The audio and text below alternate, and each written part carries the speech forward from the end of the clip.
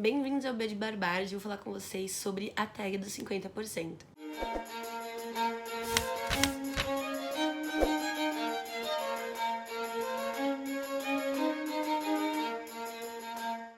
Bom, pra quem não conhece, a tag dos 50% foi criada pelo Geek Freak e é uma tag em que a gente faz um balanço de meio de ano aí sobre as leituras que nós fizemos neste primeiro semestre. São 15 perguntinhas, então bora lá, vamos relembrar essas leituras aí. Primeira pergunta, o melhor livro que você leu até agora? Eu coloquei 2, acho que vocês já sabem quais são. É o Tu Não Te Moves de Ti, da Hilda Hilst, e A Casa dos Espíritos, da Isabel Allende. Esses livros são imensamente diferentes. O livro A Casa dos Espíritos, ele é bastante político, ele trata de fantasia, ele é foda, assim, né? Ele mexeu comigo muitas vezes, com muitas emoções minhas. O Tu Não Te Moves de Ti é uma coisa mais interna, é mais o eu consigo mesmo, é como lidar com a sociedade, mas a Hilda fala um pouco pra dentro. Então eu acho que são livros que são muito diferentes para eu decidir qual dos dois é o melhor. Então eu não vou fazer isso. 2, a melhor continuação que você leu até agora. E eu só li uma continuação, mas eu gostei muito dela, que foi No Fundo do Poço, da Buxia Mecheta, que é a continuação de Cidadã de Segunda Classe, que eu também li esse semestre. Já tem resenha dos 2 livros aqui, eu vou deixar pra vocês. Terceira pergunta, um lançamento do primeiro trimestre que você não leu, mas quer ler. Tem um livro que eu achei muito legal, que chama Eu Amo Jake, da Chris Kraus, ou do Chris Kraus, eu acho que é da Chris Kraus. E assim, eu queria ler ele por 2 motivos. Um, porque tem aquele desafio do blog... Primeiro, porque tem aquele desafio do Livrada de ler um livro de um autor que tem um nome parecido com o seu, e aí Chris Kraus, né? Bárbara Kraus, enfim. E também porque eu achei legal esse lance de ter a ver com uma mulher ligada a cinema. Eu achei a premissa muito bacana. E é um livro da Todavia. Eu lembro muito pouco agora da sinopse dele, mas ficou na minha cabeça, então eu coloquei ele aqui. O livro mais aguardado do segundo semestre. Eu não me ligo muito em o que vai lançar daqui a 6 meses e tal, a menos que seja uma coisa que eu goste muito. Então eu coloquei aqui a tag de agosto, porque eu já sei qual é, eu já vi lá quais são as dicasinhas e eu saquei na hora.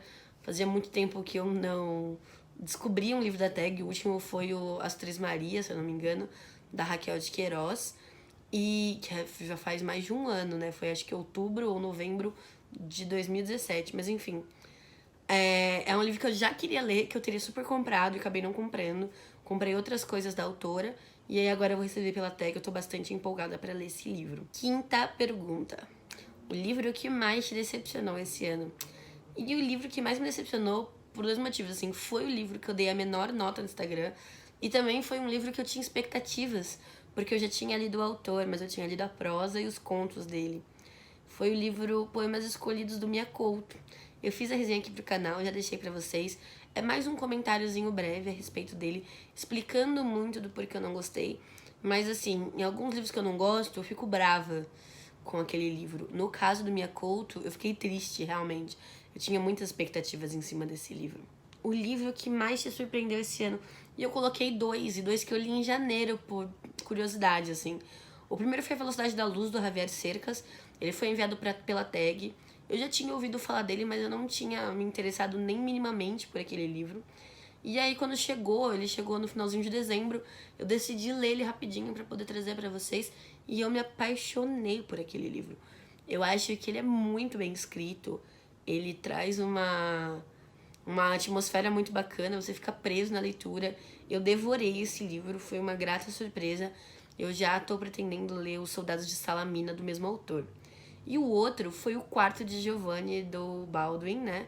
Então foi muito foda, porque eu fui ler o Baldwin por ele ser negro, e aí eu comprei aleatoriamente O Quarto de Giovanni, que é o único livro dele que o protagonista não é negro, e sim um homem branco gay. Mas mesmo assim eu me encantei muito pela escrita dele. Ele consegue destilar um pouco de poesia na literatura dele, usando palavras bastante simples. É um tipo de escrita que eu não estava habituada e que eu gostei muito.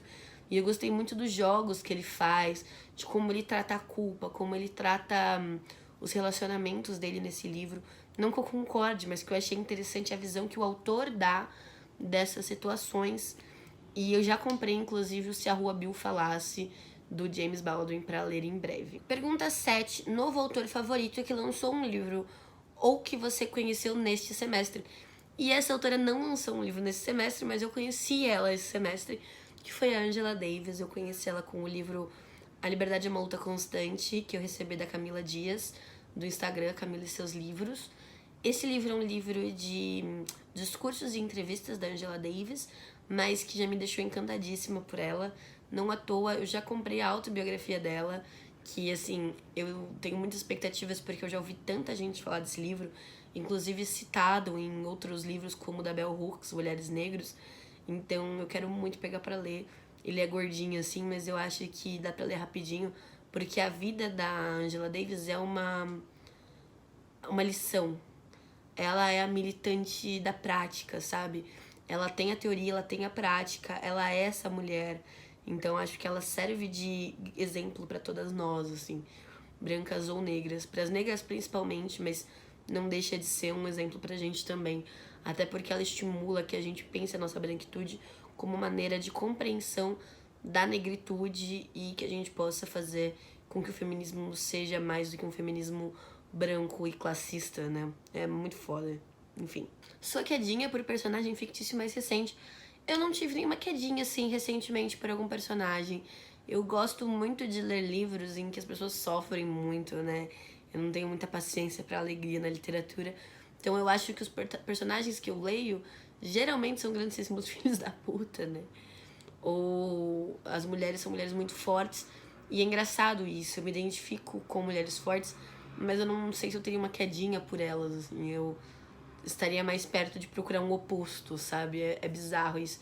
Mas enfim, não teve. A próxima pergunta é: sua personagem favorita mais recente? E tem uma queridíssima minha aqui, de um livro infantil juvenil, que é a Aimó. O livro se chama Aimó, Uma Viagem pelo Mundo dos Orixás.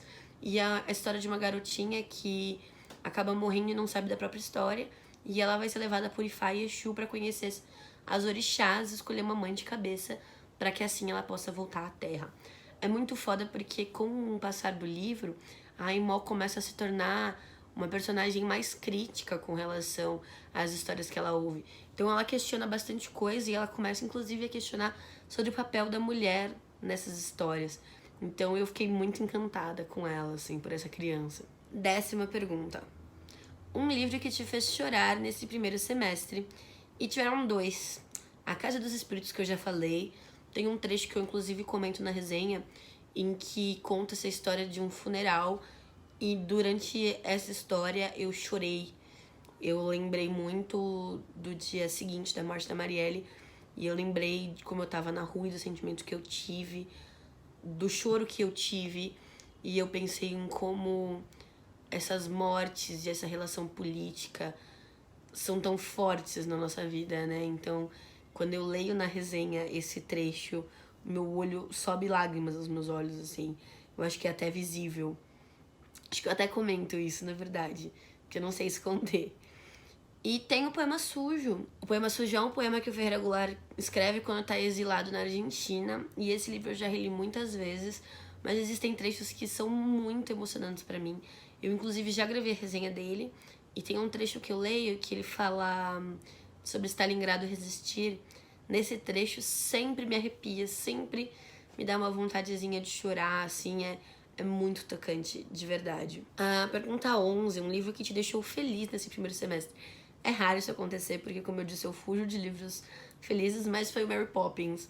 Ainda que seja um livro infanto-juvenil e alegre, a Mary Poppins é bastante ranzinza. Então eu queria deixar claro aqui, não vou perder a minha fama de durona aqui nesse canal. Número 12, melhor adaptação cinematográfica que você viu esse ano. Cara, eu só vi uma e ela é muito ruim. E não foi nem cinematográfica no sentido de cinema mesmo. Foi uma adaptação pra série que foi Game of Thrones. E como desde o episódio do Dragão de Gelo eu desisti da série, assim, assisti todos os episódios, assisti, mas desisti de esperar alguma coisa da série, então eu não vou colocar aqui, me recuso. 13, sua resenha favorita em vídeo ou escrita. Na hora, me veio na cabeça 2 resenhas que são do mesmo livro, só que de canais diferentes. Então é a resenha de As Coisas que Perdemos no Fogo, da Jéssica Matos, que tem um canal chamado Jéssica Matos mesmo, e da Tami, do Literatami. São 2 resenhas que eu acho que são muito fodas, são muito bem embasadas e trazem críticas e percepções do livro que elas não diferem tanto, mas que acho que se complementam, sabe? Já são canais que eu gosto muito e que eu assisto com bastante frequência, mas essa resenha em específico me instigou muito. O livro mais bonito que você ganhou ou comprou esse ano. E eu coloquei aqui Jude o Obscuro, que eu recebi da tag, então, que é tudo bronze com preto, eu achei lindo. E em outro sentido de bonito, eu coloquei no fundo do post da Buxia Mecheta, porque eu gosto muito desses livros coloridos e que tem padrões, né? Os dois livros que eu citei têm padrões. Só que o Jude Obscuro é preto e bronze, no fundo do poço é laranja com roxo. E eu já gosto muito das capas da Buxia Mecheta feitas pela Dublinense, mas eu acho que o No Fundo do Poço é o mais bonito dos 3 livros que já foram lançados. Acho que principalmente por causa da paleta de cores. Última pergunta. Quais os livros você precisa ou quer ler até o final do ano? Bom, eu ainda vou ler mais livros do Dostoiévski lindos, eu não sei quantos, né? Estou fazendo aí o projeto meio que ao meu ritmo. E pretendo terminar, então, os livros da Hilda Hilst, que inclusive está aqui do meu lado, desse segundo volume da prosa, né? Eu li até Com Meus Olhos de Cão, então faltam 5 livros aqui, que são os Caderno Rosa de Lori Lambe, Contos de Escárnio e Textos Grotescos, Cartas de um Sedutor, Ruth Lunada e Estar Sendo Tercido. Mas esses aqui são projetos que vocês sabem que eu vou ler. Essa é a hora que eu vou falar títulos que eu provavelmente vou deixar de ler e que um dia no futuro eu vou olhar e vou falar, olha só, não li. Mas eu coloquei 3 aqui que eu queria muito ler. O primeiro é a autobiografia da Angela Davis, como eu tinha dito. O segundo é o Ádua, da Iguiaba Chego. E o Mentiras, do Felipe Franco Munhoz. Eu tento ler os livros que eu recebo de autores meio que na ordem de recebimento. E o próximo nessa ordem aí é o Felipe. Ele me mandou os 2 livros dele, mas o Mentiras foi o que mais me instigou e é esse que eu vou ler primeiro. É isso, pessoal. Espero que tenham gostado desse vídeo. Se gostaram, se inscrevam no canal ficando na bolinha com o meu rosto. Até a próxima. Tchau.